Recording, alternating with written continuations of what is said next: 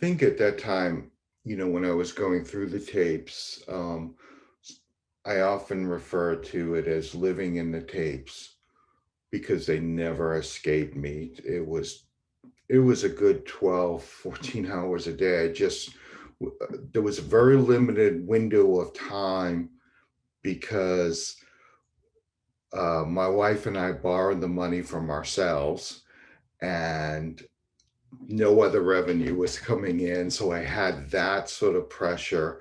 And I had to save as much money to pay for all the people working on the project.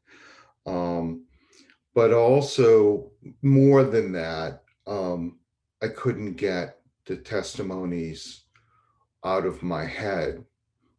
I was, they were running in my head, they were running in my sleep, they were right wherever I was. um, they were there, the voices were there. And when you started working on it, we would go on walks and talk about it endlessly, so we were walking and talking when we weren't in the editing studio.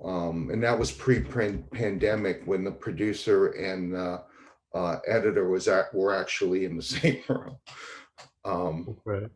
um, Yeah, I remember those walks along the river in Watertown, and you would be describing these people and their stories, and I was just imagining, listening to you, and starting to imagine what they looked like and how they sounded and what the visuals looked like, how it was shot, and it was it was very compelling the way you were telling me these stories, and I knew it had an incredible emotional toll on you. So I was kind of helping you to process some of that and take that emotion and start to think strategically about it and how we would present it. And the challenges of taking 90 hours and making it into a feature of 70 or 80 minutes. Um, so I was approaching it from a strategic standpoint and a storytelling standpoint, and I think maybe that was helpful to you. Um, we talked a lot about the narrative arc, right.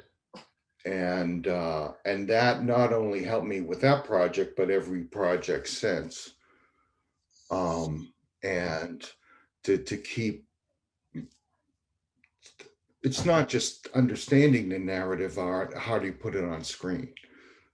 And one of the things that I remember you teaching me, that I I still always think about, and I think I've taught other people. That's when you really teach a lesson, when that person is teaching other people. And that's, when is an audience ready to hear something?